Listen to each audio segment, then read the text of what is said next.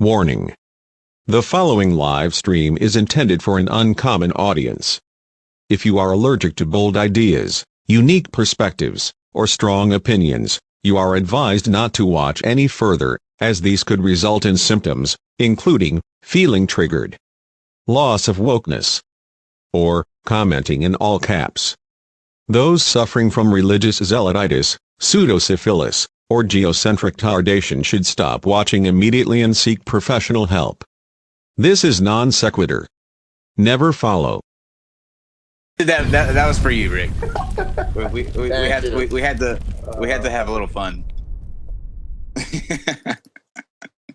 Oh, we'll have a lot more, believe me. Well, hold on. I'll tell you the story behind that here in just a second. I might as well just go ahead and tell you that. Okay, so I actually made that probably four days ago and been playing it, but it just hit me that was play, and it's relevant. Not that you suffer from tardation or anything. I don't want to be insulting, but the geo part is kind of fitting. So yeah, this was fate, I think. And speaking of fate, guys out there, I don't know if you knew this or not, but apparently America did not exist because Dr. Carrier is not only a we'll get to that in just a little bit. But welcome back to Non Sequitur. We are doing a double header tonight, and we just had a fantastic interview and talk with Dr. Carrier, and he's going to stick around with us through this. And we are joined by Rick Delano, who was the producer of the movie The Principal. He's got a new one coming out here in November, I believe, and we're going to talk about that here in just a second. So welcome, Rick. Glad to have you. Thank you. And Dr. Carrier, welcome back. Feels like yesterday. Hi. And since you guys out there are probably sticking around, I'm not going to go through what we've got coming up on slides, just because I think we're going to have a lot to get to here. But I'll just go ahead and run through them real quickly without you having to look at images. But tomorrow we have Sargon of Akkad. He will be here with Brittany Simon. Really big debate between them two on social justice and feminism, intersectionality.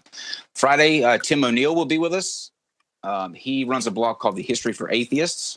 We'll be talking to him on Friday. Saturday will be Debate Roulette, where if you guys out there want to come on the show and debate, you will join our Discord server. We'll spin the wheel of topics. You vote, and then the system will pick two people randomly. You'll come in, and we'll give you a structured format to go with, and you can debate. We'll try to get 3 rounds in on Saturday. We got 2 in last time, but we're going to try for 3. And then on Sunday, Aaron Ra will be back with us.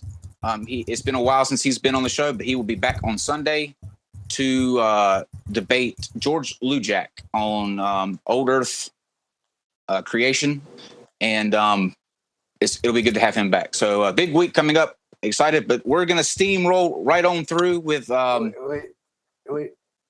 Oh yeah, I'm sorry, I forgot. Wait, one thing. Is Richard having a Twitter war at the moment?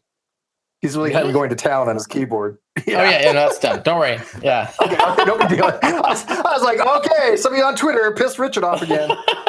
No Twitter. And Steve wanted to give a shout out real quick, and then we'll switch over to Rick. Yeah, I want to give a shout out to Mr. Atheist. He just finished a live stream with Matt Dillahunty on some Jordan Peterson type quotes and stuff like that. So after this show, not during it, obviously, but after this, go check out Mr. Atheist's channel, and that I'm going to be watching it as well because it probably was very interesting. He had a good number of listeners during that, so should be fun. Cool.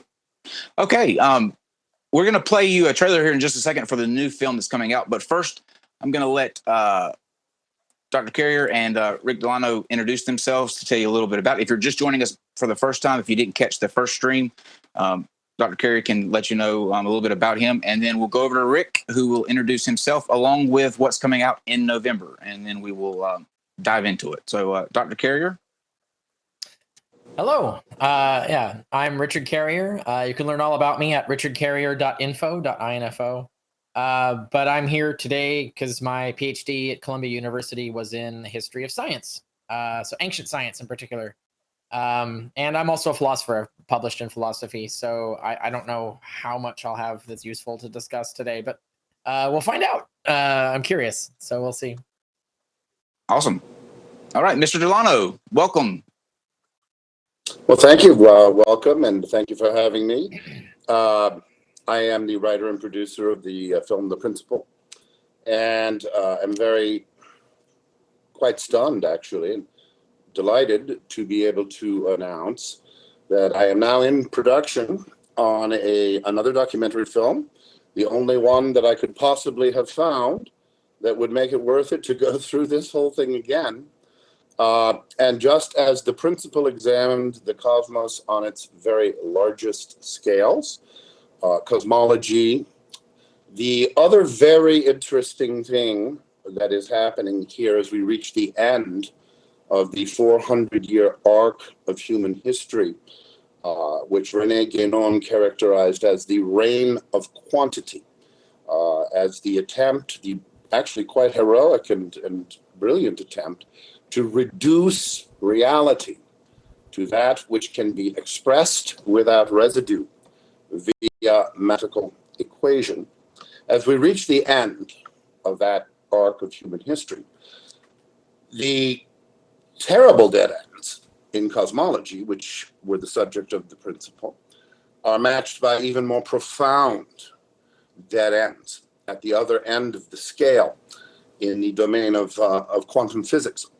And my upcoming film is an examination of what I consider to be the most profound original contribution to the Philosophia Perennia in many centuries, at least in the West. Dr. Wolfgang Smith, who is also he got his doctorate in mathematics from Columbia University, has spent his entire life attempting to resolve the so-called quantum reality problem, the tremendous paradoxes that arise when we attempt to make sense of what is in fact the most stupendously accurate physics ever attained by the human mind, which is quantum mechanics. And it shouldn't come as a great surprise, I suppose, that the incredible tension that exists, 120 order of magnitude contradiction that arises when you attempt to put cosmology and general relativity together with quantum field theory, represents, as Michio Kaku said in The Principle, the greatest contradiction between theory and observation in the history of science. So the next film is an examination of the quantum side of this issue, and it is going to be a barn burner. Excellent. Well, let's take a look at this barn burner then. Here is your first look at the end of quantum reality.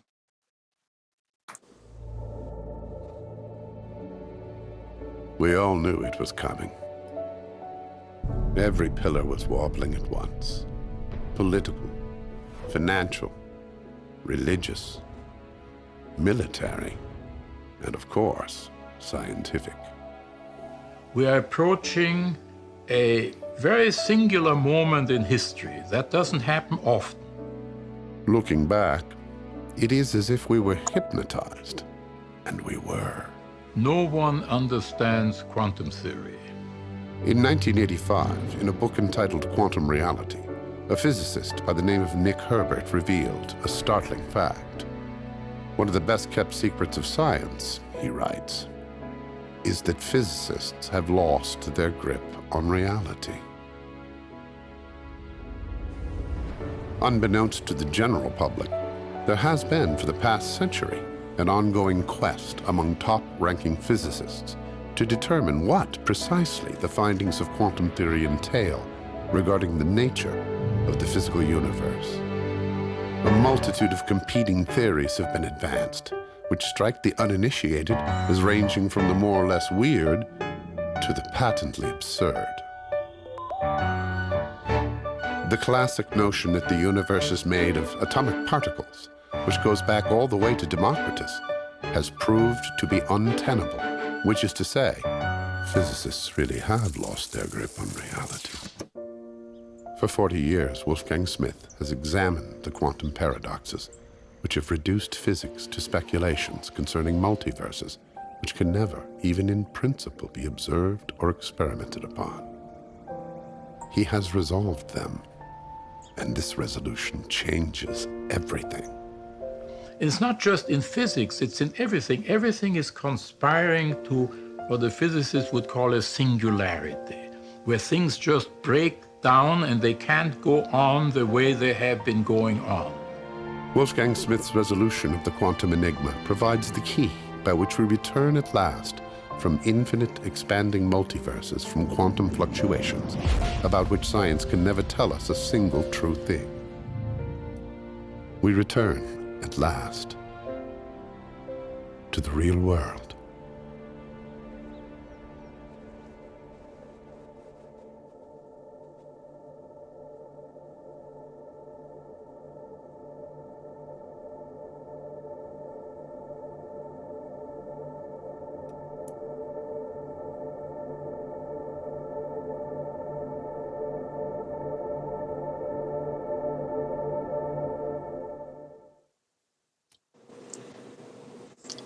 All right. Well, I will say you certainly know how to put together a trailer. That's for sure. Thank you. So let's dive into it a little bit. We can't really go into the quantum part without first backing up and starting with what your idea of the model of the Earth is, and why that's sort of getting some criticism. So can you kind of walk us through how you view the Earth for those of people who may not be familiar with you and haven't seen the principle, so that we can all know where you're coming from and what the principle was about? Sure. Well, essentially every human being who lived in the entire history, recorded history of the species, was a geocentrist until relatively recently. There were a few Greeks and so on and so forth. The possibility of constructing a cosmology based upon the idea that the sun was the center and the Earth was rotating and revolving was known all the way back in ancient Greek times. But this was rejected by the great schools, by the great traditional schools, Plato, Aristotle. And this is not an insignificant thing. If anyone is laboring under the delusion that men like Aristotle and Plato were somehow not smart enough to understand the issues at stake, I would simply point out that they were very smart, and they understood cosmology in a way that is far richer and far more comprehensive today, because we actually are the ones who have truncated reality into the Cartesian bifurcation, the idea that there exists a res extensa, a realm of extended entities out there. And these are quite useful, of course, to anybody who wants to do mathematical physics, because they can all be described perfectly well by mathematical physics. The problem is this: by subjecting this division of the world into a res extensa, which is susceptible of mathematical, you have to have everything else subjected or dispelled to a res cogitans, a realm of thinking. So everything that is not describable without residue by mathematical physics is henceforth banished to the subjective realm of the thinker. And this is one of those amazing things. This got mathematical physics off the ground. I mean, if we would have known about quantum physics at the time of Newton, we never would have had a scientific revolution, because there would have been no possibility of holding on to the res extensa. But a 400-year arc, I mean, remarkable achievements. Newton's theory of gravitation, the building up of the electromagnetic theory of Maxwell, ultimately the development of all the profound technologies of modernity, all begin with this division of the world into a mathematical structure, and then subjective qualities which are essentially removed from objective existence. The geocentrist considers that entire enterprise to be poignantly absurd, because it is manifestly the case that reality does not reduce to quantity.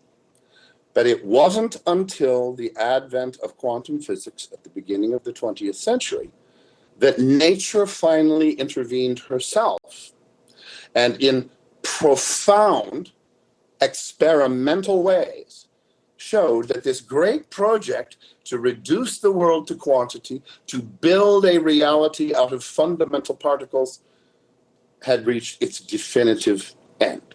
So it's not an accident, I would argue, that at the same time this is happening at the realm of the very small, we are now looking out at the cosmos on its very largest scales, not to put too fine a point upon it. The most profound observations of the large structure in the cosmos, which have been ongoing 2000s, we're the center of the universe. The entire universe is arranged around us. The ecliptic plane, which is supposedly a strictly local matter of the alignment of the planets as they orbit the sun, turns out to divide the entire cosmic microwave background neatly in two. And to say that this is shocking, it's just that's not nearly a powerful enough word. This alignment has been called the axis of evil. Evil, why? Well, evil because it is the death knell of the entirety of standard Big Bang cosmology. So the Earth turns out to be, it's almost like it's like the worst nightmare of the Enlightenment research projects has come true right in front of its eyes. Not only is there a special direction marked out in the cosmos, it's directly aligned with us, a supposedly insignificant one of 8 billion planets in the Milky Way galaxy alone. So what we are seeing here is a 400-year arc of human history is coming to an end. The dead ends have been reached in particle physics, in standard cosmology, in evolutionary biology. And amazingly, it is the ancient traditional wisdom schools of mankind that are suddenly looking a whole lot better than would have been even conceivable just a few short decades ago. So that's where I stand. Well, there's a lot to unpack there. So Yeah, because what's funny is this might be more up Richard's alley than he actually had suspected. Because prior to this, we were just talking about certain things. One of those was Cartesian certainty. And correct me if I'm wrong. So we go through this systematically because there was so much you just said. When you're talking about the reality problem, are you referring to more something along the lines of Kant about the thing in itself, the noumenon from the phenomenon, such that we don't know what naive realism is, naive realism is, and that somehow there's some objective reality that exists independent of our own observations? Is that the projection that you're going with that type of narrative? Okay, that's part of it. It's even simpler. I want to make sure people on the same page with that. The quantum reality problem is very simple. We perceive a world in which cricket balls do not bilocate. Cats are not simultaneously dead and alive. We do not perceive a world in which particles are at the same time waves. They are somehow non-locally connected, and there essentially is no way to know the values of a given observable in the absence of observation. This is the quantum reality problem. The reality in which we live and move and have our being is not well described at all by the most accurate physics in the history of the world. So you have a problem. You have to somehow explain why it is that in the absence of a measurement, there appears to be absolutely nothing down there except clouds of probabilities. That's all there is. But we don't seem to be sitting on clouds of probabilities. I don't seem to be tippy-tapping on a cloud of probability typewriter. So there's this incredible disjointedness between the world as described to us by the methods and operations of the physicist and the world in which we actually live and move and have our being. So for 100 years, the theorists have been trying to make these two pictures until Wolfgang Smith.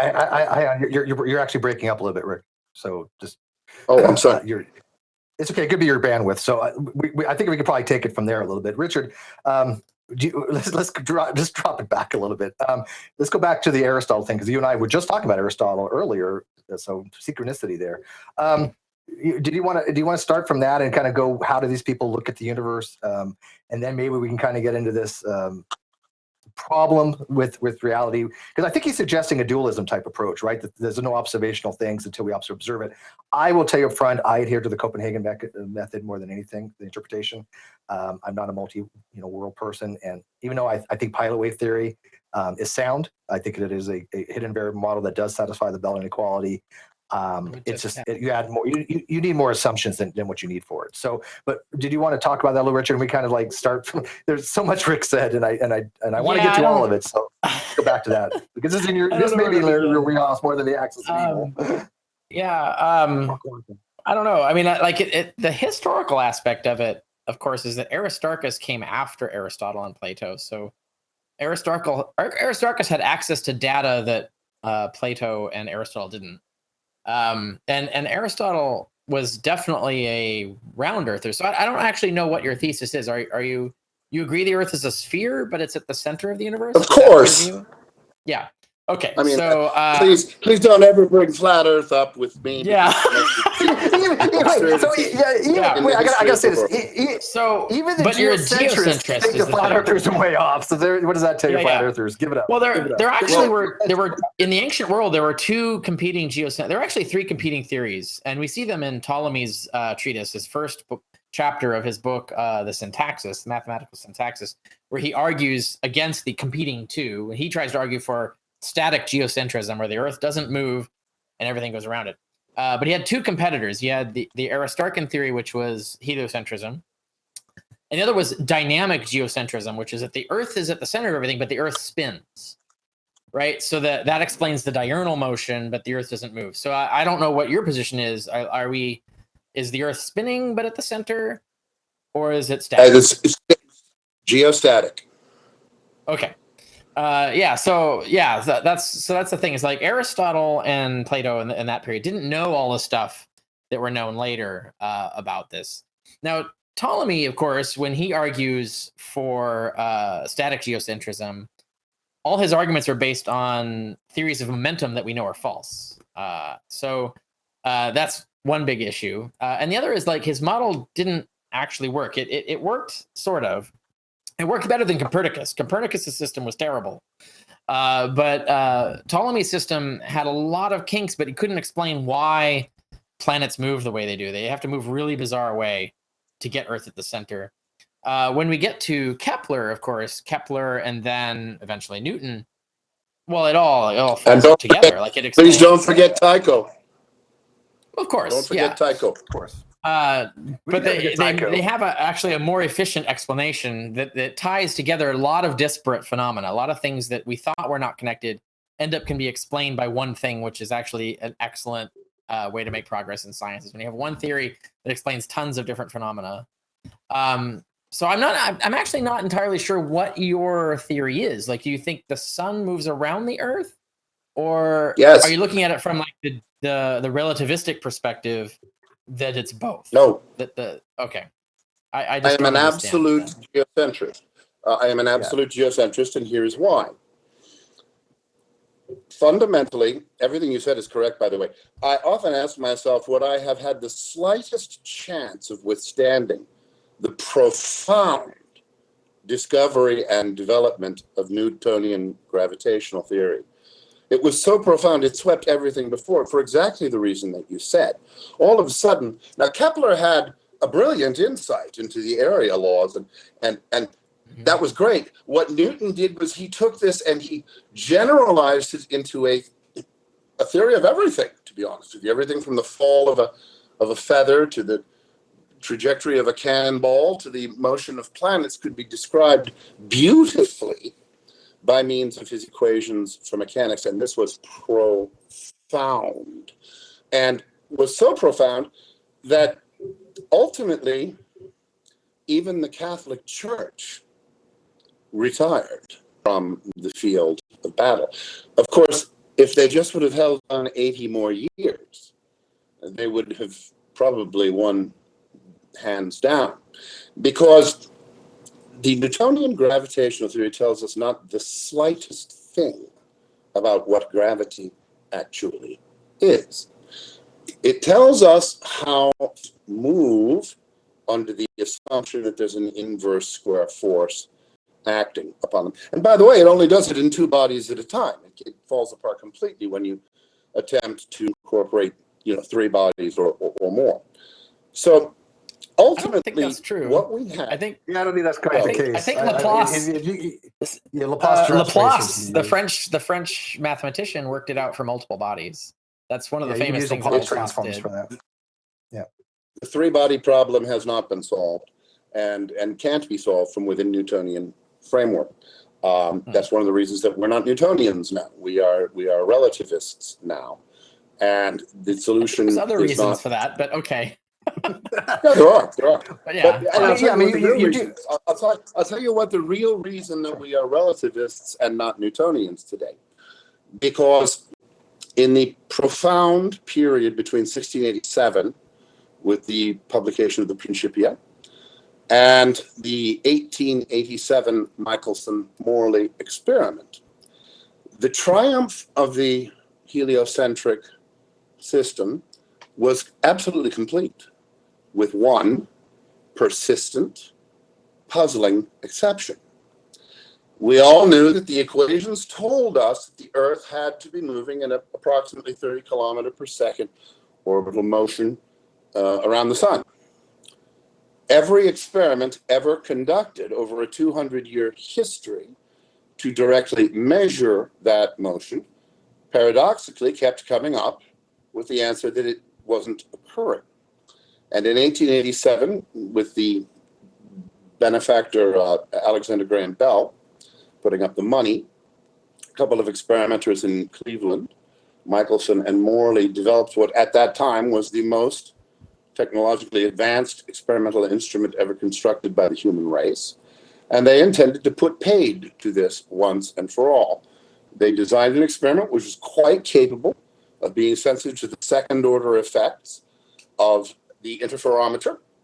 And the idea, of course, was that just as the Maxwell equations taught us, there would be a frame where the ether, the medium through which electromagnetic waves were transmitted, when the Earth was moving, plowing through this purported ether, if you shot a light beam in one direction, a known distance, shot a light beam perpendicular to it into the direction of the ocean, unknown distance, recombined the beams, then, so the theory went, the light beam shot in the direction of the Earth's motion should be retarded, and it should be retarded just enough that you should be able to measure the fringe shifts between these two light beams, and you should get your 30 kilometers per second orbital motion. And needless to say, they did not get their 30 kilometers per second orbital motion. Yeah, sure. That is absolutely correct. Hang on. It is and it isn't.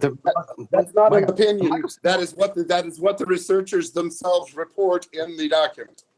Well, hang on. The Michelson-Morley. Calm down, Rick. Calm down, Rick. Hang on. Calm down, The Rick. Michelson-Morley experiment was what you said, and it definitely was to detect frame dragging of Lorentz ether. Granted. But the Michelson-Morley didn't detect this ether, right? What they posited was there was a medium. No, I'm sorry. Excuse me. Listen, guys. We are all entitled you have to let me finish, to our Rick. own We let you. But we are not entitled to our own facts. Okay. You are not entitled to your own facts. Okay. Fact. Here is the fact. Let me. And hold on 1 second, Rick. Hold on 1 second, Rick. Just real quick. Rick, hold on. Let me say one thing, Rick. And that they say they detected. They detected. Rick, I don't want to mute you. Please don't make me mute you. I like you. Please don't make me mute you. I like you too. You have to let us. You have to let us. We can't have. This is my. I tell everybody this at the beginning of our shows.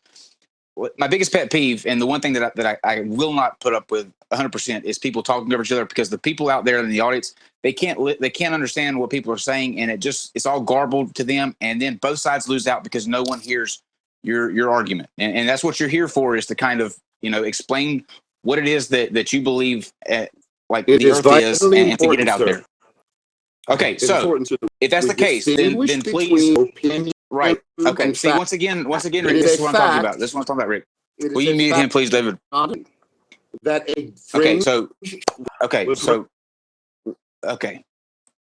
Okay, Rick, listen to me. Rick, you're muted. And I hate doing this because I hate treating people like they're children, but we need to be gentlemen here, and we need to respect each other because we all have opinions and we're all passionate about it. Now, I am very lighthearted and very easy to get along with, but the one thing that I can't not have is people talking over each other. I will give you all of the time that you need to get your opinion out and get it out like as much as you have to say, but I cannot do it if you're talking over everybody. So let everybody get their view out, and then you can do yours. And that's just got to be the way. We cannot do this over talking, and we're not going to do it.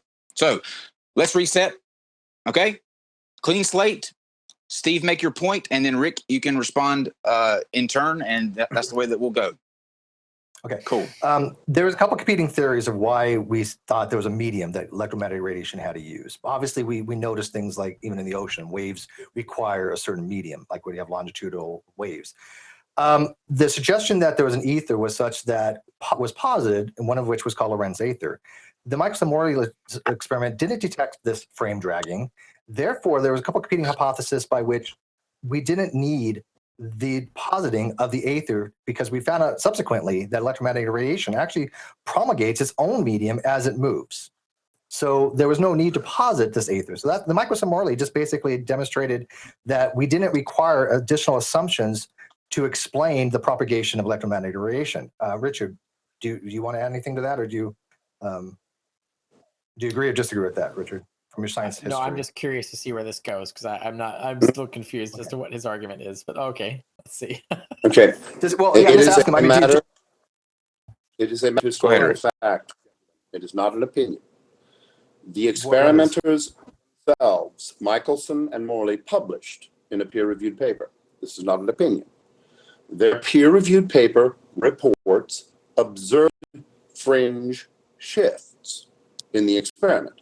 These fringe shifts cannot possibly exist if relativity is true. It gets worse. Over the next 40 years or so, many additional interferometer experiments were conducted by Miller, by Michelson and Gale, by Jews, by others. Every single one of those experiments, which were conducted in a gaseous media, either helium or oxygen, reported a definite positive interference fringe. Every single one of them. They're all in the literature. So it is simply not true to say that the Michelson-Morley experiment showed us that we need not posit the existence of a medium which would create an interference fringe. Michelson-Morley type experiment. Michelson-Morley reported exactly those fringes, and every subsequent interferometer experiment in the literature conducted in gaseous media also reports. That's a fact. So you're saying that the Michelson-Morley refuted special relativity and such that it actually demonstrated an ether? Is that what you're positing?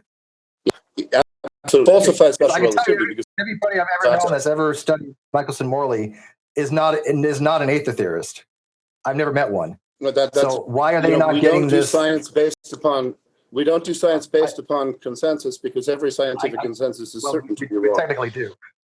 But hang on. No, actually, we don't. We do politics based on super consensus. confused because Einstein's entire motivation was to explain the Michelson-Morley experiment. Like Exactly. relativity That's was exactly caused right. by the Michelson-Morley Relativity. experiment. It didn't even exist when the Michelson-Morley experiment was Exactly. conducted. I don't understand. I don't understand. What came from that? That's why special confused. relativity was.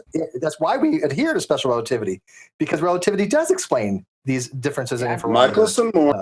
Michelson-Morley reported precisely the positive fringe shifts, which Albert Einstein explicitly said, if verified, would falsify special relativity. It gets worse. Every subsequent interferometer test for decades conducted in a gaseous media, all of them, without exception, report positive fringe shifts. Here's the problem. They don't report positive fringe shifts equal to a 30 kilometer per second orbital motion of Earth around Sun. So what do the relativists do? They say, well, it has to be a null result. It can't just be a tiny result, because any positive result, Michelson interferometer, as Albert Einstein himself clearly says, falsifies his special relativity theory. Nonetheless, in the literature, it stands to this day. Every interferometer experiment conducted in gaseous media does in fact show a positive but very small result. Right. That is what is very known among the public. Told even physicists, guys who get their degrees in physics are told it was a null result. It was not a null result. But it is when you move the apparatus. That's the thing. Is like it's not consistent. Like you're talking about measurement error. The measurement error is not consistent in any particular direction. That's why you average it out and you find that there's no. Richard, that's just not. They were conducted thousands upon thousands of turns of an interference. Rick, you're cutting out. And identified a specific direction. In what peer-reviewed journal article I think what he's trying to say do we find an analysis of this directionality of the well, there was, I mean, I agree.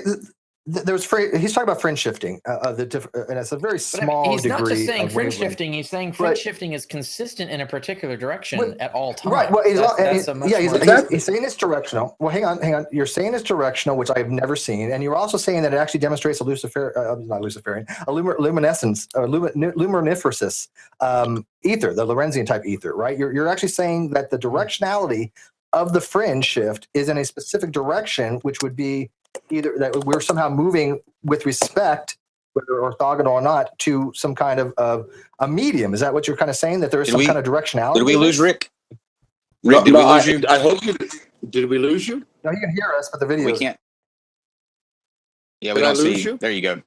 I'm a little confused with what you think the experiment is demonstrating, as far as if you think there's some kind of directionality here, like Richard said.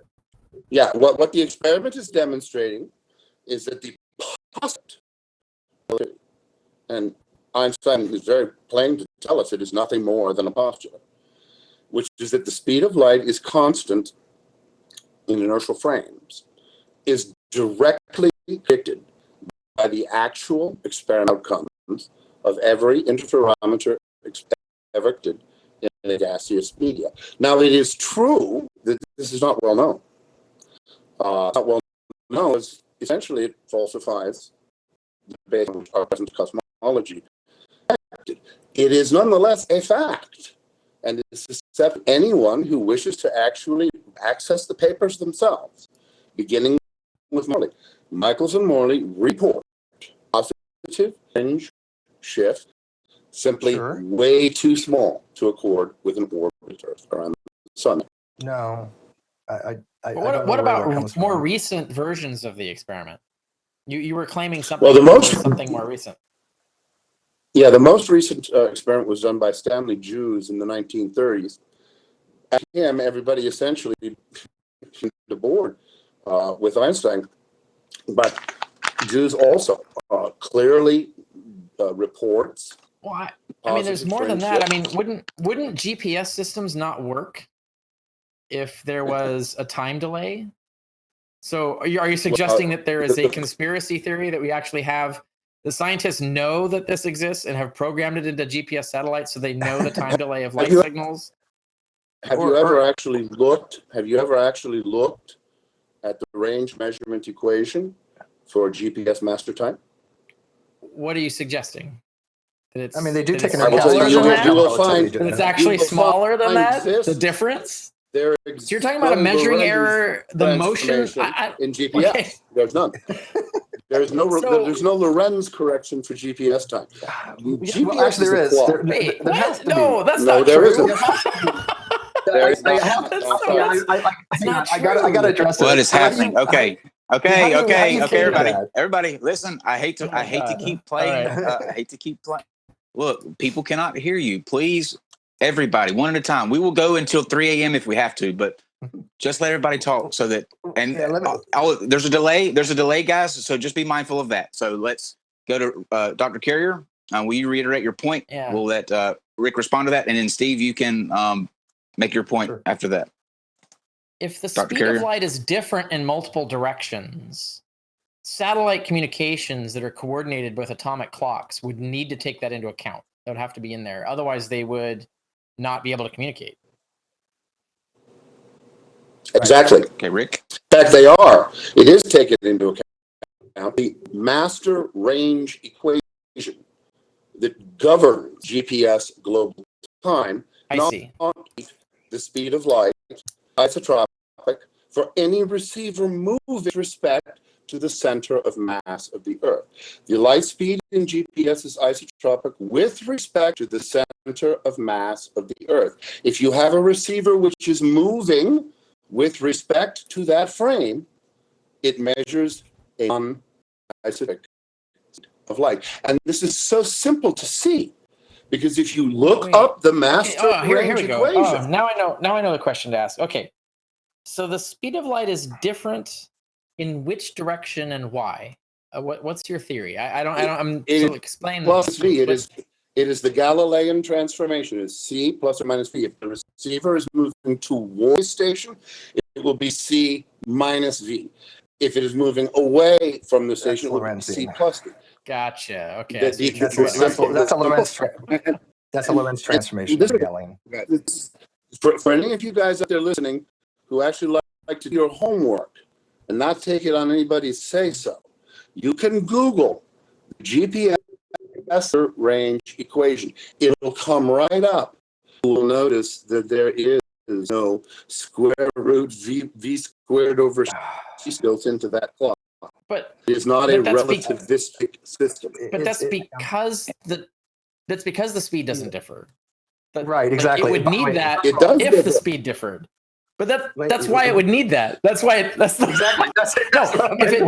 have that factor, that means that it's not there. If it was there, it would have to have that factor. And may I clarify something? Because otherwise, signals between the satellites would be desynchronized. That's Rick. I want to say when you come back. Okay. I'm gonna let Steve make a point real quick, Rick. But when you come back, your mic's cutting in and out again, Rick. So I'm gonna let Steve make his point. Kind of stay close to your mic because we keep getting every other word on that last part. Steve, go ahead. Yeah, I think he means Lorentz transformation, because the Lorentz contraction for time dilation factors is 1 divided by the square root. No, isn't he denying that? I think he's arguing against but he's calling it Galilean transformation. Galilean transformation has to do with two inertial frames of references and with respect to each other. Yeah.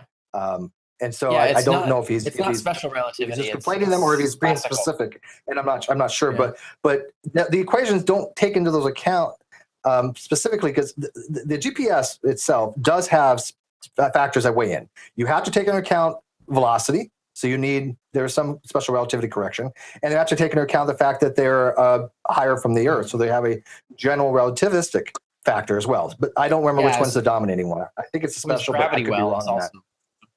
Because the Earth is axis in gravity well, right? But my question, I think Richard is as well, is that you were saying somehow that the directionality with respect to C, and that I don't understand. Maybe you can elucidate that a little bit more for us. Yeah, the speed of light, according to actually GPS is the very first global laboratory have ever constructed that allows us to test this postulate of Einstein's. The GPS falsifies the postulate of Einstein hundreds of millions of times per day, and it does it in exactly this way. It treats the speed of light as constant with respect to one and exactly one preferred frame. That is the center of mass of the Earth. Any movement with respect to that frame does not see a constant speed of light in GPS. This is, I think, rather interesting. Do you not realize, though, that is completely contrary to what relativity is, though? Like, there is no preferred inertial frame. Of course it's contrary to relativity. Of course, it's contrary to relativity. Where is this published? That's what I don't understand. Like you're making a Well, claim the GPS about range measurements equation, of the speed of light. Because there was just recently there was a study that was where there was an experimental result claiming something that could move faster than the speed of light. Statistically, they dug in, found out that was an error.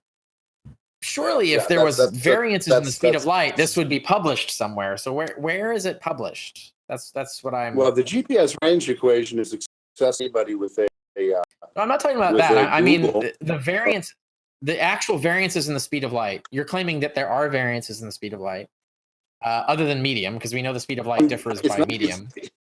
So what? It's not even claiming. It's not even claiming. Reporting to you that the GPS system is based on a master range equation. This master range equation establishes a universal GPS time. In other words, there is no relativity of simultaneity in the GPS. If an event is logged onto the system at time 1, and a simultaneous event on the other side of the world is logged into the system at time 1, the GPS system treats both of those events as directly simultaneous. There is no relativity of simultaneity, and there is no constant speed of light. Everything published on GPS. So no, it does not.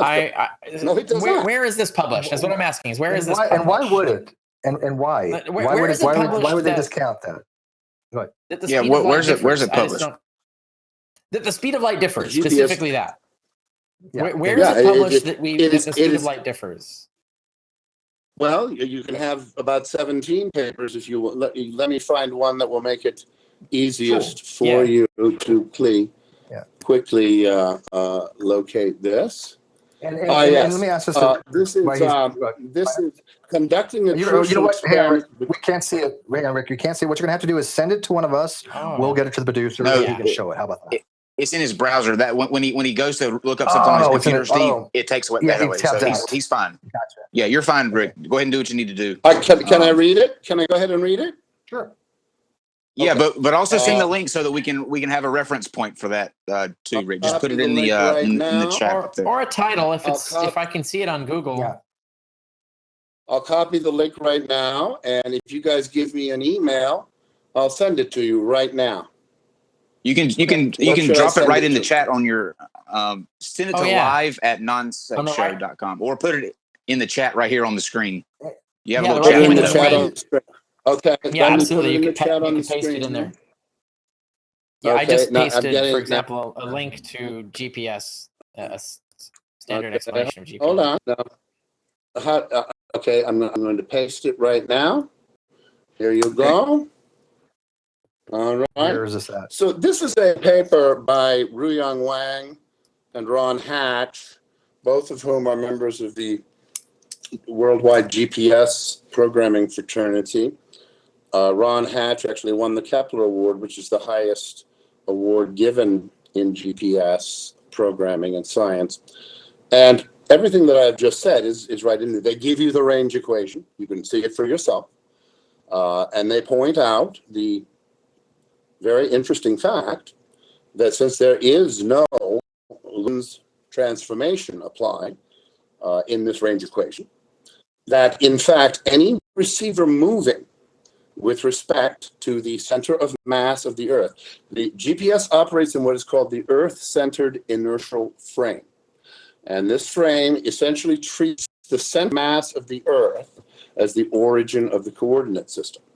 The speed of light is therefore constant for any receiver or station which is motionless with respect to that center of mass of the Earth, and it treats it as non-constant for any receiver which is moving with respect to that frame. This is in direct contradiction to the fundamental postulates of special relativity, constant speed of light in frames. I don't think it is a journal. Hold on one second. Guys, let Rick finish his thought, and then we can ask him his questions. Go ahead, Rick. And also, they also published in the Journal of the International Organization for Navigation, ION, a similar paper in, I believe, 2000. So that's in the ION Journal. So these are out there. You can find. It's not hard to find. These are top-level, world-class GPS programmers. They have gone in line by line to the code, and they have pointed out that the range equation imposes upon GPS a global time. The speed of light is not constant from receivers moving with respect to the center of mass of the Earth, and there is no relativity of simultaneity in GPS. Two events separated by 50,000 kilometers in GPS that are logged into the system at the same time occurred simultaneously. There was no relativity of simultaneity involved. So those two principles of special relativity are experimentally falsified by the daily operations of GPS. Okay, Can I Steve? say something here? Yeah, let me add on this. Okay, because first of all, this is not a published journal, but what he's talking about, if correct me if I'm wrong, you're talking about, and I'm reading this. This has to do with the Sagnetic effect, which we know the Sagnetic effect is a real thing with interferometers. We understand it though. We know that it doesn't require ether to explain the Sagnetic effect. Matter of fact, the relativistic framework by which relativity is posited on explains these things, but the equations are very, very complicated to say the least. But can you tell me what the Sagnetic effect is, please? Yeah, it has to do with the difference between going around one. Have you ever like a circle or a square of some kind? Then you have one beam going one direction, one beam going the other direction, and you're going to have a interferometer effect by which they're going to be canceling each other out because of the rotation of the apparatus. But okay, so you are telling me that Sagnac applies to rotating reference frames? Yes. Yeah, it's a rotation. Yeah, because if you read the paper, so I've confirmed this is not in a journal. Right. It was presented at a conference. Look, the same author published in Physical Review Letters in 2004 with a paper called Generalized Sagnac Effect. That's in Physical Review Letters, 2004. Ruyong Wang. Generalized Sagnac Effect. The Sagnac effect applies to linear as well as rotation. I'm not saying it didn't. You have been told. I didn't make. Hang on. I didn't make the statement that it didn't apply to linear, but the original experiment. I asked you if it applied to rotating reference frames, and I said yes. I didn't say solely, though, did I? Okay, but it doesn't. Okay. It applies to inertial reference frame as well. Yeah. So here we go. Again, directly contrary to special relativity. 2006, Ruyong Wang. There's no mention of the other things that are in the other papers. All it is a demonstration of the Sagnac effect, which we already knew about. So when I look at a peer-reviewed journal, that effect's been around a long time. Yeah, when we look at a peer-reviewed journal, that's the stuff you're pointing to is not in there. We only find that stuff in papers written by this guy that are not in peer-reviewed journals. So that's concerning. Actually, it is a peer-reviewed journal. I don't have time. It's the ION 2001. That's a conference paper. That's just the publication of a conference paper. That doesn't mean anything. Yeah, guys, look, these guys, all kinds of crap can be published in conference paper. These guys actually program GPS systems for a living. They make sure the planes don't crash. They are the ones who actually write the code. Now, if you want to sit here and say that this guy who actually we were just told that Sagnac applies to rotating reference frames. This guy just published in Physical Review Letters showing that it does not just apply in rotating reference frames. It applies in one-way linear motion. It implies that the Sagnac effect, which by the way is C plus or minus V, applies in non-rotating inertial reference frames. No, it's just there. There it is. I mean, I'm sorry, but these are experiments, not theories. These are not postulates. These are experiments. But I think the explanation for what you think these experiments are showing isn't what's in question. Because again, I'm looking directly at the PDF you sent. This is not a published peer-reviewed paper. This is literally from a university paper that somebody has written. It looked like that he had given it in some kind of lecture or something like that. So let me ask you, if I were to go ahead and send you one that was peer-reviewed I would take a look at it, International Organization of Navigation, would you go ahead and accept that, or would there be a problem with that? Yes. It's not matter accepting. It was not matter accepting. Yes, it's a matter of accepting. This is the problem. This is the confusion. Is that ION is the ION paper is just a conference report. It is not a paper that passed peer reviewed in ION. It was just ION published. Oh yes, it did in fact pass peer review in ION. It did in fact pass. So you're talking about a separate paper that's not a conference paper You think you're saying there's It another is, article it in is Ion, a published separate in article? the annual No, proceedings that's of the Ion Journal. And yes. this paper, Ion is by the just way, publishing conference papers. That's not. Yeah, that's Right. not I'm telling you, that's just a conference Rick. paper. Yeah, that's not what he's saying. Yeah. Yeah. Can you give us one okay, that is well, peer if you reviewed? want, Rick. you can go ahead and you can go ahead and read the 2004 Wang generalized But- Sagnac effect from physical review letters Yeah, to point that's out the one that doesn't Sagnac say what effect you're is saying. not, in fact, I just read it that does just in now. fact say Literally, what I just read said. it. I'm wondering. Here's what All I'd like it does to is say, and document the I'd Sagnac I'd effect, like which to we go know ahead. about. I'd like to Right, go we already ahead know and about that leave it at this, effect. because this is really, I have to say, we've reached a stage here where researchers and experimenters who actually go into the laboratory and actually put to rigorous, crucial experimental test the fundamental postulates of standard physics are ignored based on what I consider to be an hysterically pharisaical, gatekeeping, circle the wagons mentality. So I invite you to read the papers.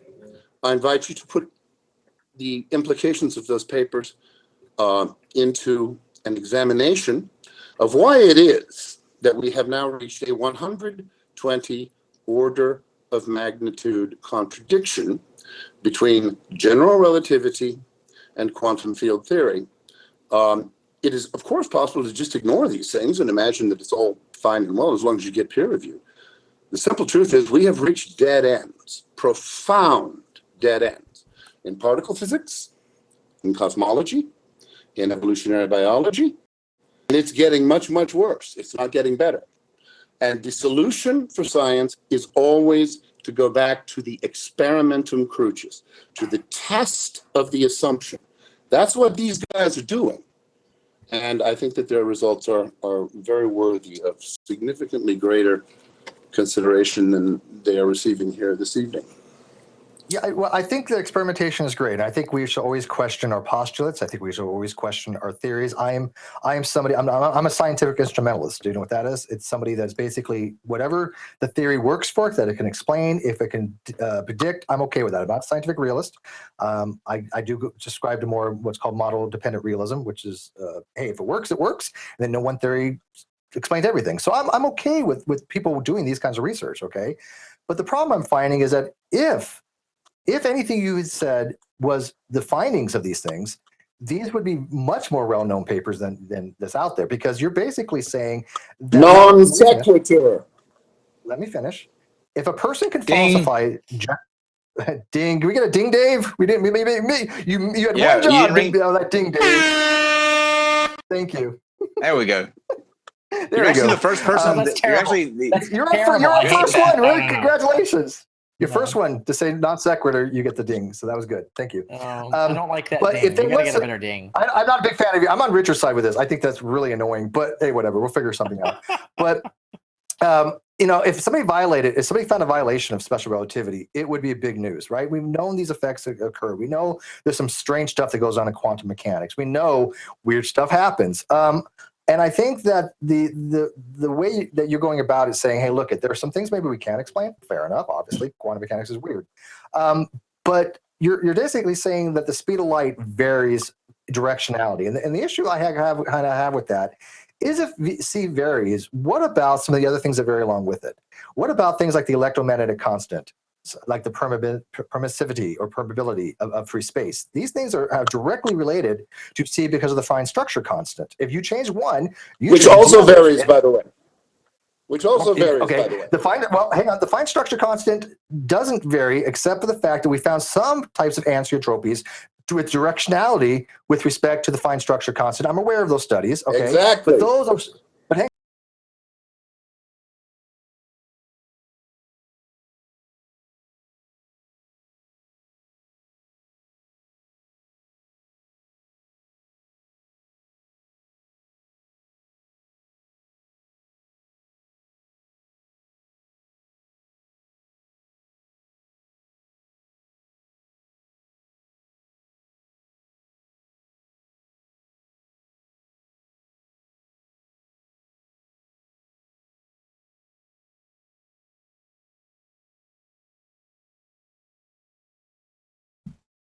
Guys, I don't know where I all went. The whole thing just went kaput.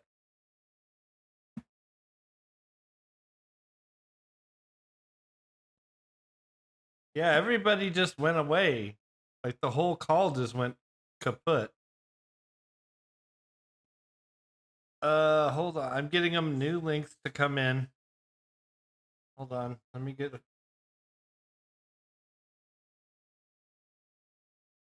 a humor. The stupid broke the stream. This is your friendly producer.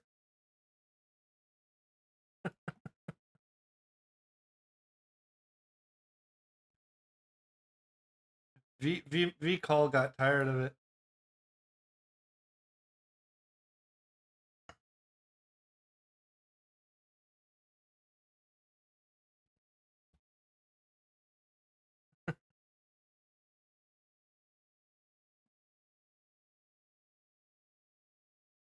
I'm getting them new links now. Hopefully they come back in.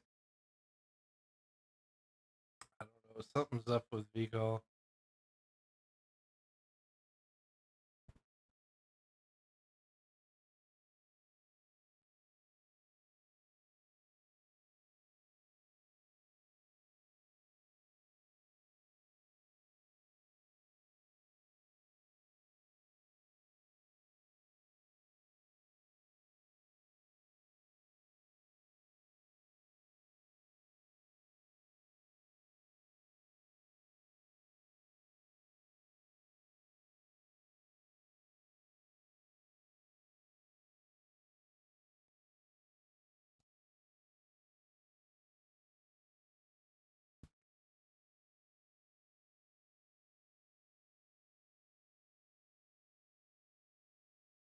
Blue strain. Okay, let me, folks. I'm gonna go ahead and there's Steve. You're muted, Steve. Am I muted now? No, you're good. You're good. But you're on Richard. Okay. Carrier. Obviously, we have some technical. We're having some technical difficulties. Richard can't come back. He has to go. He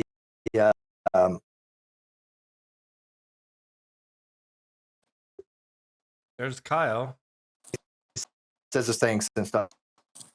Okay. What was that? What happened there? The V mixer shit. But anyways, like I said, Richard has to go. He thanks the audience, by the way. So I don't know. Is the stream live on the outside still? Yeah. You guys hear us? We never went offline. Good. So did Rick get another? Are we live now? Get him. Yeah, we're still Yeah, live. we never went off. So Okay, so guys, we're trying to regroup real quick. Just bear with us just a second. Look, I'm The software took a little bit of a crash there, so just bear with us 1 second. I had to use Richard's link because the other link wasn't working, by the way. Yeah, that's fine. weird. Yeah.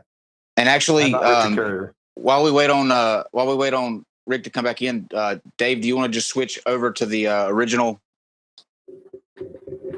Well, if you've got it handy, if not, that's cool.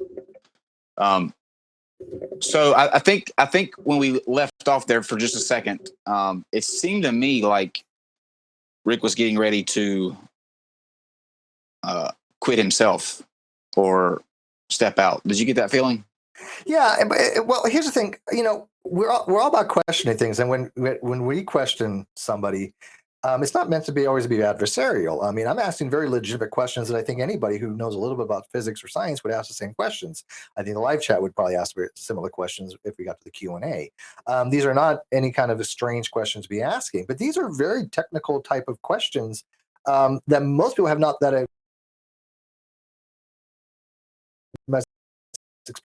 experience with.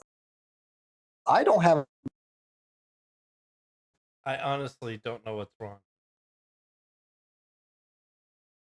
I wish I did. I might have to restart my computer. I hope not.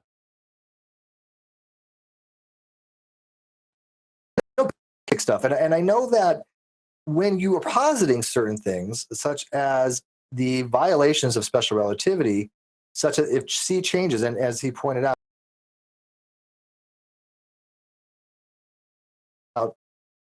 changes the lot of have to do with the speed of light, the Coulomb barrier. A lot of things are dependent upon what's called the fine structure constant. And if there's any anisotropes with that, it would probably have happened early on in the universe prior to inflation. And then when we're looking at different parts of the sky, we might see a slight deviance in that regard. Again, it was never confirmed, and I only remember reading a paper on a very long time ago. So if anybody has more of information on that, they're more than welcome to message us or come in. I did hope to try to maybe talk to him about the axis of evil a little bit, because he actually mentioned that, and I'm not Richard Carrier, by the way, guys. I'd love to be, but I'm not him. When what he's talking about, and for those who we didn't get into what this is, but we should, the axis of evil has to do with what's called a anisotropy, which is basically the fact that when we look at two different directions in the sky, there's an effect because we are moving relative to the cosmic microwave Doppler type shift. So there's different dipoles involved, but the one of which it seems to have point, okay, and they call that the axis, the W map, and the Planck satellites. For you, yeah, he's cutting out bad. Yeah, you're cutting out really bad. All right, let me have 5. You want to have 5? I'm beginning to. Well, you're not in a Google Hangout, so that's not going to help you. Yeah. Well, it makes me. It refreshes his browser. I mean, you could try it. Try it and see.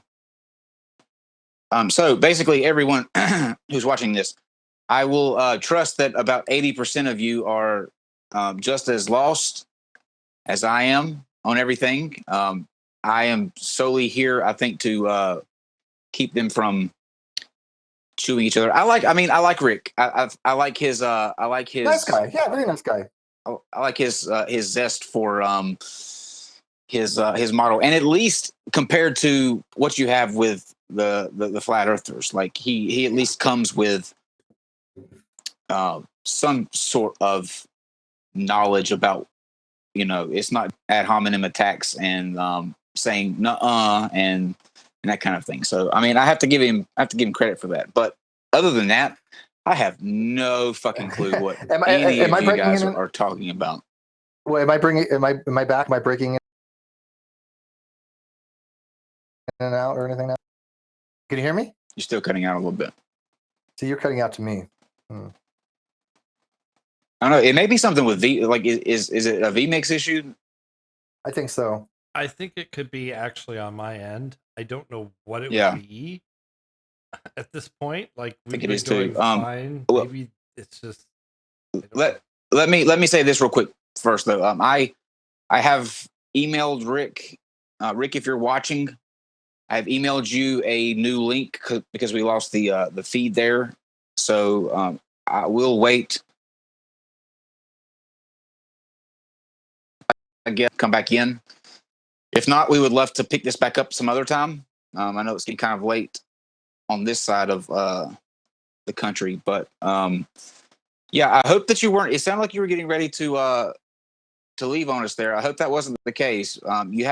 With models like this, and when you're talking about something that's so vital to everybody's everyday living, you have to be able to stand up to scrutiny and be willing to be questioned. It would seem to me that after the controversy that you had with the principal and the constant barrage, probably of media coming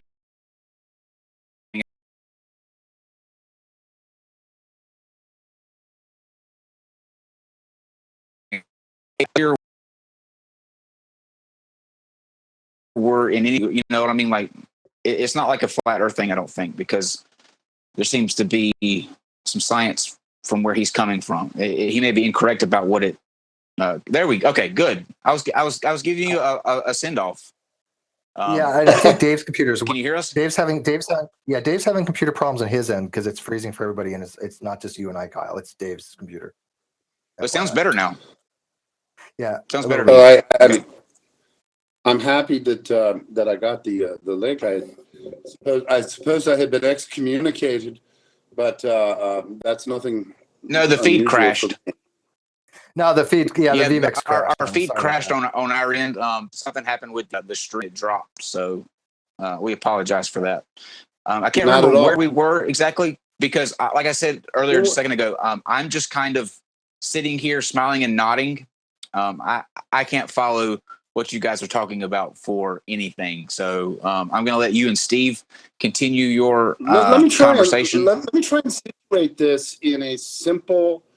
See, here's the thing: when we made the principle, we were faced with a challenge, which is that it's not really easy to understand a lot of this stuff. But I think anybody can really understand either the Earth is the center of the freaking universe, or it isn't. Sure. And that's really what it boils down to. What we're really talking about here, we're talking about a cosmos that is the accidental outcome of quantum fluctuations, or we are talking about a cosmos that is a theophany. It exhibits the design imprint of an intelligence. That's the whole ball game. Now, this issue is a very long-lived one. There have been people arguing both sides of this since Democritus, for heaven's sakes. And the only point that I hope to be able to make in this is that there is profound actual scientific evidence now over the last several decades in the form of the largest scale cosmological surveys ever accomplished by humanity, which quite stunningly contradict the idea that we are an insignificant speck in an insignificant galaxy in a humdrum, collection of hundreds of billions of galaxies wandering according to the standard picture of standard cosmology. That picture does not comport with what we see in our telescopes now. And can I ask a question before you guys? Can I ask a question before you guys get deep into the science thing again? I actually have two just very simple questions. Number one would be, why the cover up?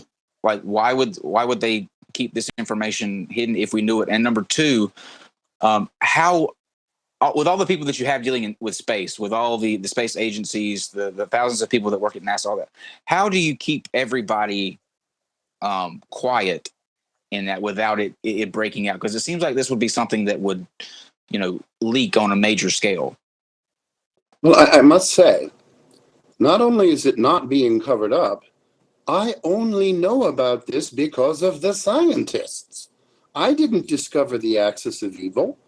I didn't discover the alignments between the ecliptic and the cosmic microwave background.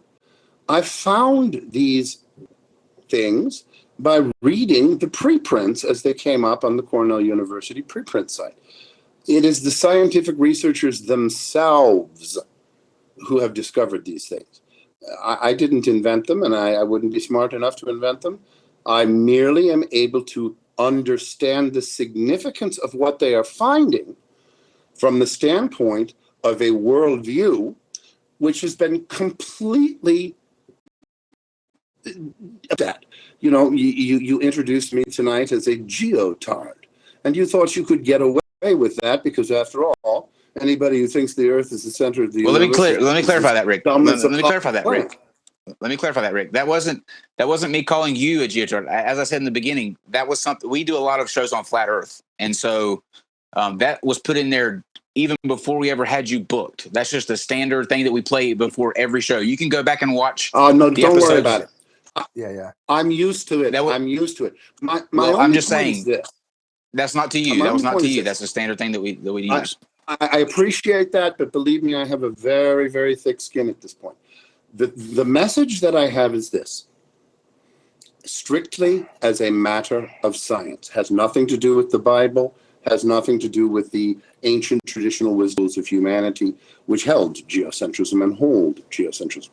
Entirely apart from that, the largest scale cosmological surveys ever conducted by the human race have established observational evidence that the fundamental assumption of the modern cosmological worldview is wrong, and that the Earth, in fact, occupies a very even central location with respect to the largest scale structure of the cosmos.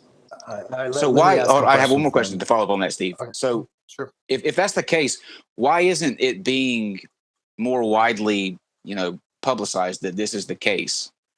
I guess that's Well, what my question is kind of like. Why isn't it being introduced as, okay, we found this out, this is what it means? Because, well, it is. I mean, like I say, I am not the originator of a single bit of the evidence that I share in the principle. It all comes from the scientists. If it weren't for them, I wouldn't know about it. So I want to give them the greatest possible credit for following the scientific method. Now we get the science can tell us what the photons impacting the collectors show. Science cannot tell us what it means. It's not science's job to tell us what it means. To understand what it means, we have to ascend to the level of metaphysics and philosophy. And this is why it's not getting wider coverage. The entirety of the modern worldview is at stake. The entirety of the credibility of the scientific enterprise is at stake. If it turns out that the Earth occupies a special, indeed a central location with respect to the largest scale structure of the cosmos, then the Big Bang Theory is dead, standard cosmology is dead, and oh, by the way, so is relativity dead. And there are a lot of PhDs and a lot of Nobel Prizes on a lot of walls, a lot of high tenured positions in a lot of physics institutions that are not going to go quietly into that good night. History is replete with this. It's very much like what the church did. What did the church do? I've got to ask some questions. I just have one more follow-up, Steve, because I know you are going to get into the technical talk, but I just have one more just on its face question. If the Big Bang is discredited, how do you feel that the Earth came into form as it is now? Well, at that point, we address the question of whether the cosmology which will replace Big Bang cosmology will be a cosmology that is integrated into the traditional knowledge domains of humanity. I believe it will be. I don't believe you can build a universe out of quantum fluctuations. I don't think it can be done.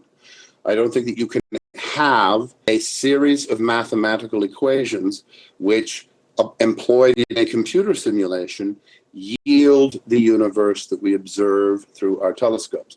This gets us back squarely to the question of Cartesian dualism. And as Wolfgang Smith says in the film I have coming out this fall, the quantum paradoxes, he says, are just nature's way of repudiating a spurious philosophy. And that spurious philosophy is the idea that the world, the external world, reduces to that which can be described without residue by mathematics. That's not the case. And if that is finally understood not to be the case, then the task before us is to construct an integrated cosmology that recognizes the objective existence of realms beyond the quantitative. And that's where I think we're going. Okay, Steve? Okay, like I said, this is so much to unpack here. I don't even know where to begin. Okay, let me ask you a few questions. Did geocentrics believe that the Earth spins? Just real quick, do you believe the Earth rotates? No. No, they believe that everything rotates around it. Super high speeds. Okay, you do believe there's an ether, right? Because the audience wanted to know that. You believe there's an ether? It's a very good question. I would have 6 months ago, I would have unhesitatingly answered yes, and then a very smart guy taught me a lesson. He asked me what it is, and I danced around and tap danced and did the buck and wing for a while, and I finally realized I don't know what the hell it is. And I regularly criticize scientists for talking about dark matter and dark energy as if these things somehow had been shown to exist. I felt to be a bit of a hypocrite. I don't know what the ether is. I don't have a model. Okay. All I can report to you today is that the existing models have reached their dead end. Okay, that's a fair answer. I'll accept that. Although I kind of disagree with the dark matter, because dark matter, we do know something's there. We can actually see a map that shows the gravitational differences between the stars, and we can show there is something affecting the gravity there. And we know that the only thing that affects gravity is mass. But be that as may, what else? I don't agree with that. Affects gravity other than mass? Let me just say why I don't agree with that. Dark matter, when we look at ontology, at being, what is the being of dark matter?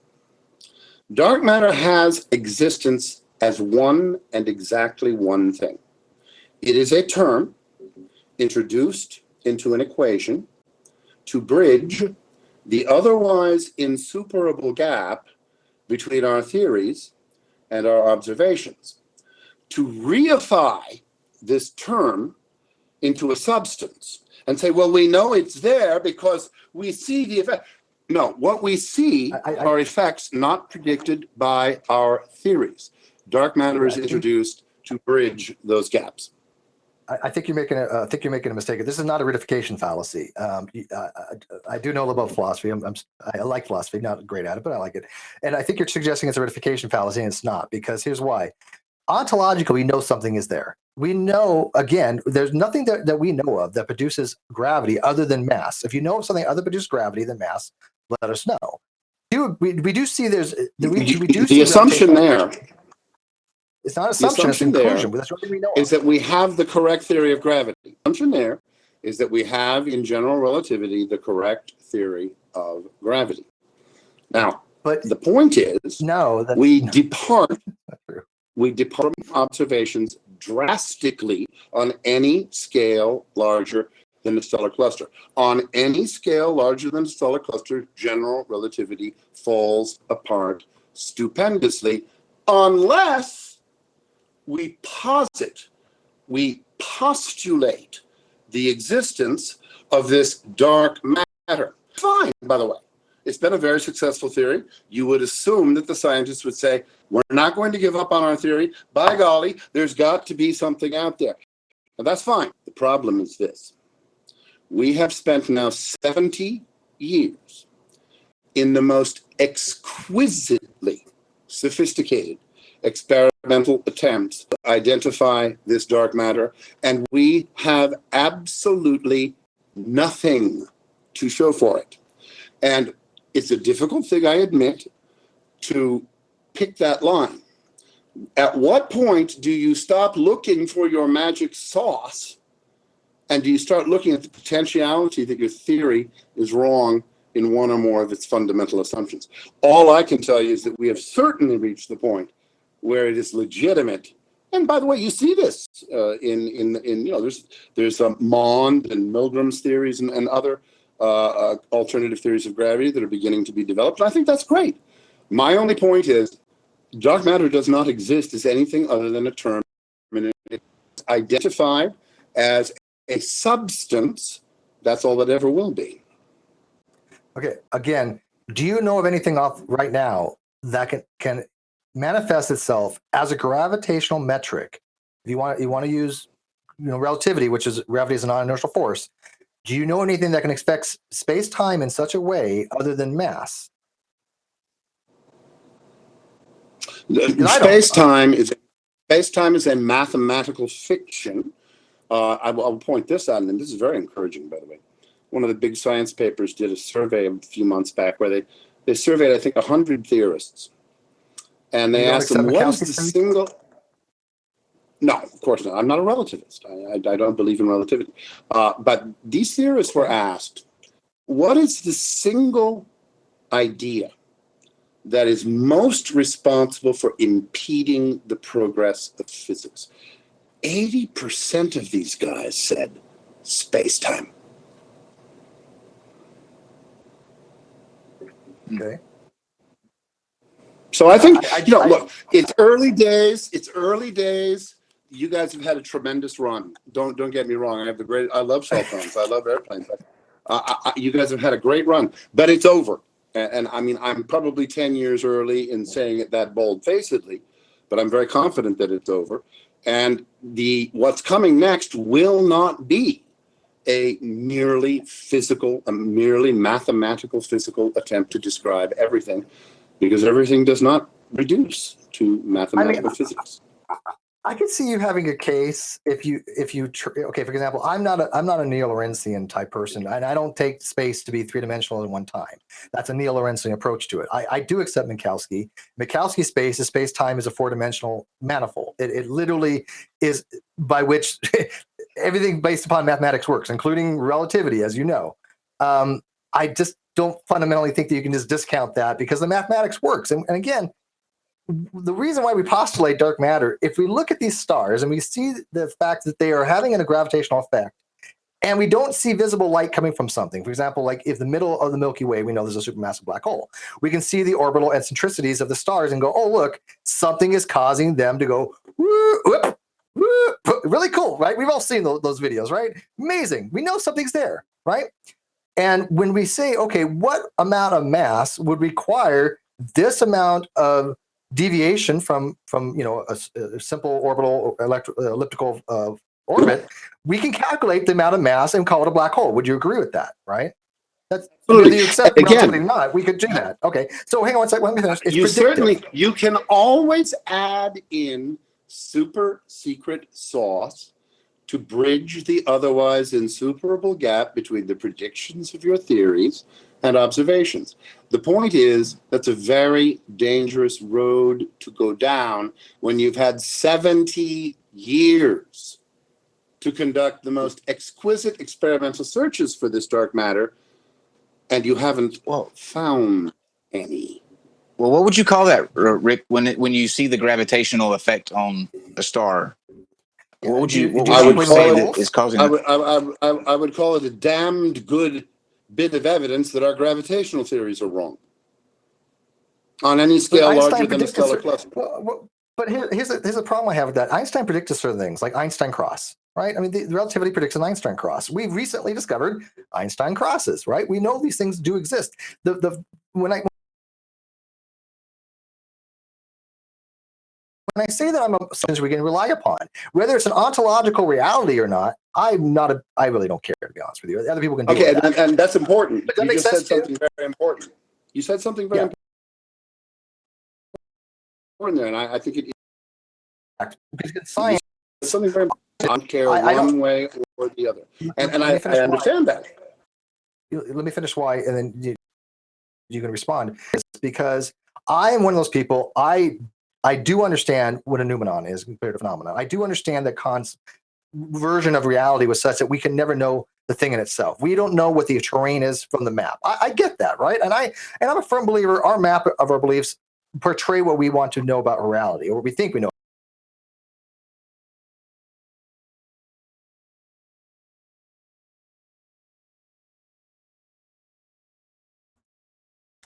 That's not the stream. That is not the stream. That is V. I don't know why it's doing this tonight. It's usually very reliable.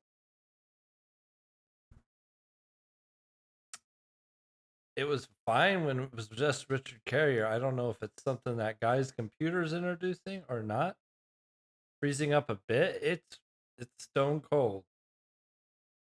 So what I'm gonna do is I'm gonna shut the stream down this time and go ahead and reboot. Hopefully I'll be able to come back before the whole thing dies and start the stream up again.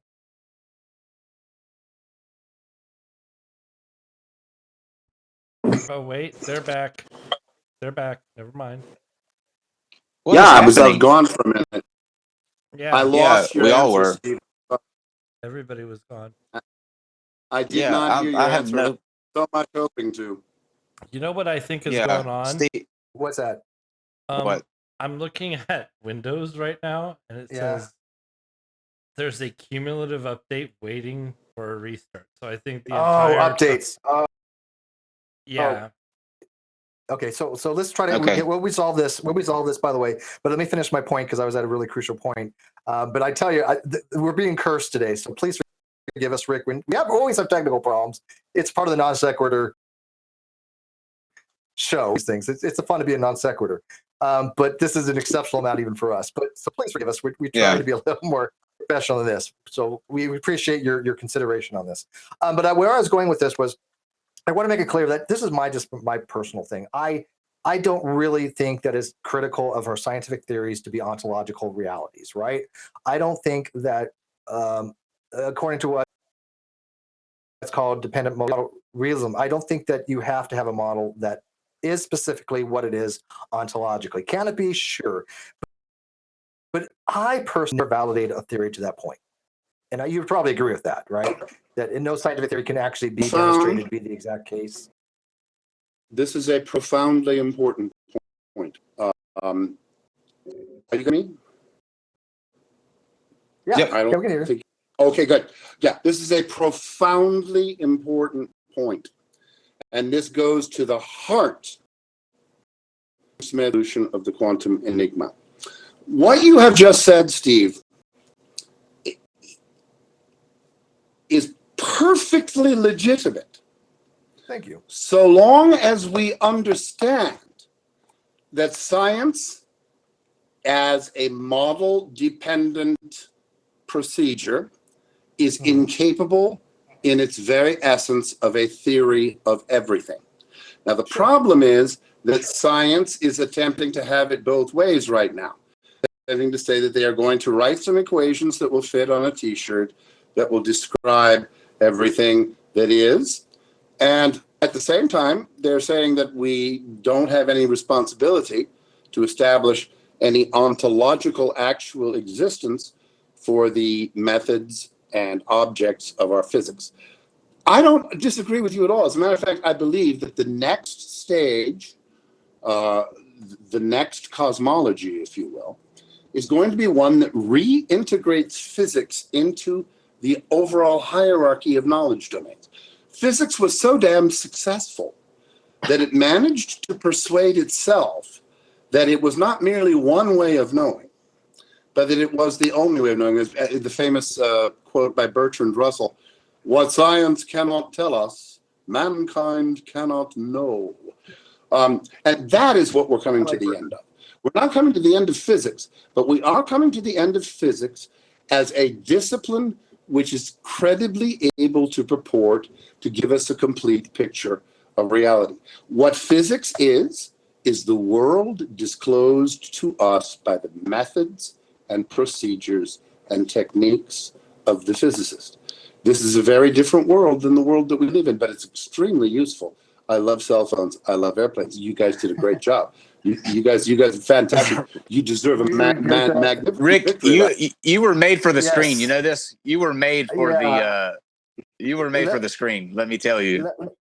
Let me wrap this up real quick on my end.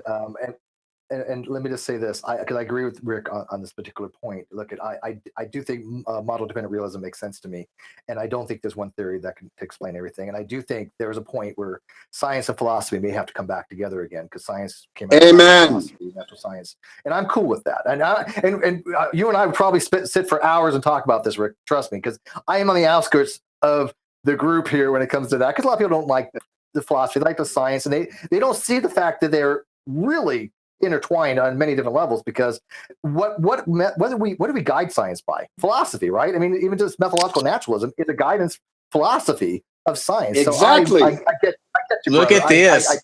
Look at Steve. Look at this. Let me say this real quick.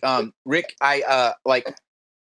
we could have gone into this a heck of a lot deeper due to the technical stuff that kind of pushed us back. But I'd like to invite you. I'd like to invite you back to kind of regroup and do this when we have these this update ironed out. I'll tell you why. Great. Because I've finally found exactly the point where we should start with Steve's acceptance of model-dependent realism, which, by the way, Wolfgang Smith wrote a profound 25-page essay in response to Stephen Hawking's The Grand Design, which, of course, was Hawking's and Modowski or something. It was their great attempt to establish model-dependent realism. And this is a profound insight into where we go next. Because believe me, I am not one of these guys who, thinks that science is a big conspiracy and that and that you all need to be burned at the stake so that we can all have our Thank you for that, Rick. Yeah, I like our last Saturn. guest who actually would suggest that with Kyle. No offense, but Yeah, one of the last people we had on, they actually suggested something along those lines with Kyle. They'd take him out and have him executed. So we appreciate Yes. that, actually. Stoned to death was his method. We have to do Death, better. yes.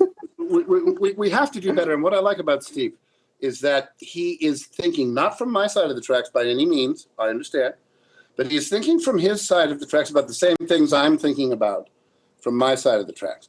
And I think that we are approaching a point in history that's very important. Science was such a freakish Goliath.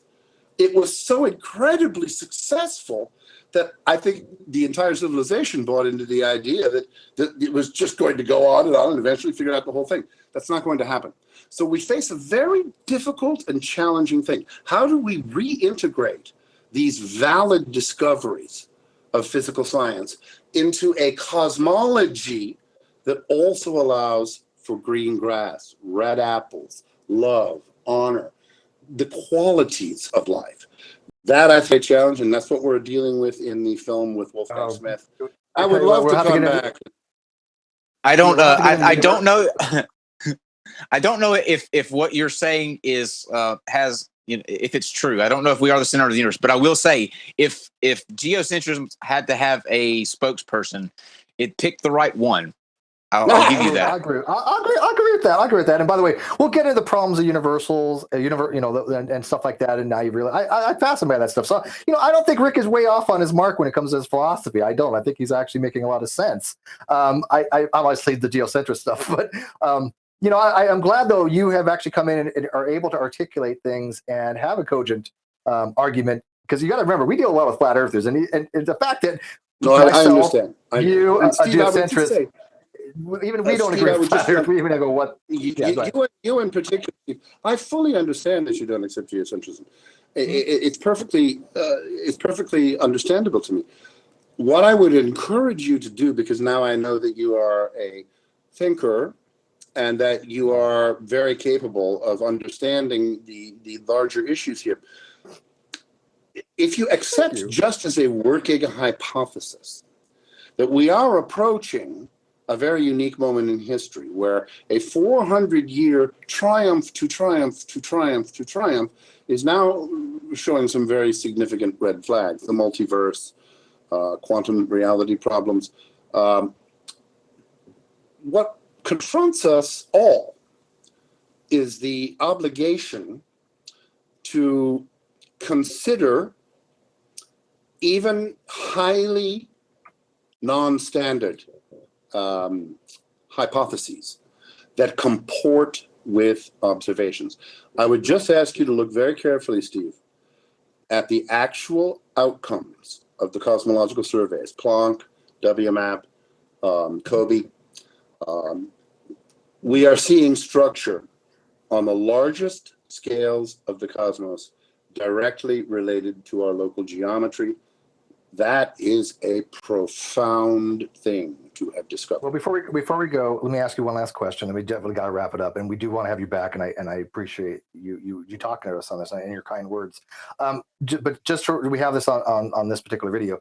What do you think the actual alignment is from the dipole anisotropy to the solar system? If you had to measure it in degrees or cone, just from your measure, and then next time we can actually bring it up more. It's statistically significant. I believe that Copey, Hooterer, Schwartz, the guys that used to be at Michigan, who really did the heavy lifting on this, calculated the statistical likelihood of all of these alignments at 1 in 80 million. So it is statistically significant. Reasonable people can certainly disagree about what this means, and there's no doubt about that. But what I think is quite clear now is that one of two things now confronts us. Either essentially every cosmological survey dominated by some unknown factor that makes it look like we're the center of the universe and that the large-scale structure is arranged around us, or we're the center of the universe, and the large-scale structure is arranged around us. And that is a profound thing to confront from within the assumptions of standard cosmology. I'm conflicted because although I do believe that we are not the center of the universe, I kind of like the idea of me being the center of the universe. So this is probably something that I could get behind very quickly. We call it Kyle-centrism. Right, exactly. You read my mind. Not the Earth, just me. Okay. Kyle-centric. I want to thank you, Rick. We will definitely have you back on as actually as soon as you want. We're booked up until the 26th of June, so anytime after, if you got a date, just let us know and we'll bring you back on. Be I think delighted. this is very interesting. Yeah, this is very interesting. Although I can't really follow at the level that you guys are. For me, it's unique to see somebody with a different model of the Earth when you're used to dealing with what we deal with. Actually seem like they have an argument to have. I think that's important. So flat earthers, if you're you're watching, pay attention. This is how it's done. If you want to go up against I'm going to second that. Yeah, I can't wait. I can't wait to come back because now I understand Steve a whole lot better, and I think I can find ground upon which we can have fruitful disagreements and potentially more heat, more light than heat next time. Please God. Well, can you fill me in, because I've known him for about 6 months and I still can't come close to figuring. Oh no, we've known each other longer than that. We've only been on air for 6 months, but it's funny though. I will take one of you, Rick, over a billion freaking flat earthers. Okay, so yeah. Oh, by the way, you guys are having my friend and partner Bob Sungenis on next week. Yes, we are. Bob's going to be doing. Bob's going to be releasing his book, Flat Earth, Flat Wrong. Now, this is what I love about Bob. I don't have the patience for flat earthers. They start showing those memes, and I just go, oh no. Now, Bob has sat down and looked at every single one of their arguments and has taken it apart. Like God bless him. I'm so happy he's done this. So I'm going to tune in for that one, and I'm looking forward to it. He's debating a flat earther.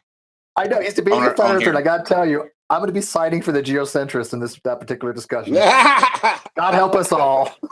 What do you? I mean, it's going to be awesome. It's going to be awesome. Who would have ever thought? Who would have ever thought tonight would have turned out like it did? This is like a. This was fun. This was fun. Yeah, it was. It was. You, and thank you guys for watching. Guys, go ahead. I'll be back whenever you want. You set it up. We'll do it. Okay. Thank you. We'll have a little more advance notice.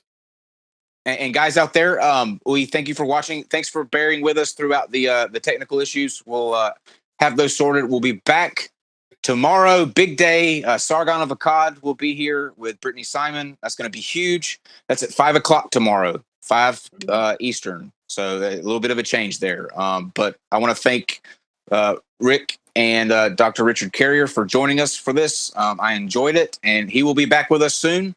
And then, like he said on Monday, the other party involved in the principle, Dr. Rob, I believe, on the Bob. I'm sorry. Yeah. He will be with us to debate Antonio Subarates. Is that right, Steve? Subarates. One of those. Yeah. But thank you guys for watching. Real quick, Subarates is a flat earther. That he's good. I'm going to tell you right now, Rick. Tell Robert on that although I think obviously Subarates is woefully wrong, he has gotten way better over the years at articulating some arguments. So he might have a little bit of a challenge. Cool. Boy, I can't believe I'm saying this. A flat earther and a geocentrist going to have a challenge with each other. Let me tell you something about Bob Sungenis. Bob is a very simple fellow. What he does is he lets you punch him as many times as you want, and ultimately he gets you into the corner. And he goes to work on your ribs, and that's all she wrote. I want to say this: in an alternate universe, Rick would be winning an Academy Award somewhere. You missed your calling, man. You should have been an actor. You were what we call the perfect guest, because you have the passion, the aggressiveness, the flair. The flair is important, and that's kind of rare to come across. So. Yeah, we'll be seeing a lot of you. I think. Loved it. Loved it. Thank I'll you. come Yep. back anytime. We'll have a great time. Steve, I'm looking for our next issue, believe me. Likewise, very much so. All right, guys. We'll see you tomorrow at I'm 5 gonna o'clock. be getting drunk tonight now. Is that cool? I need a drink.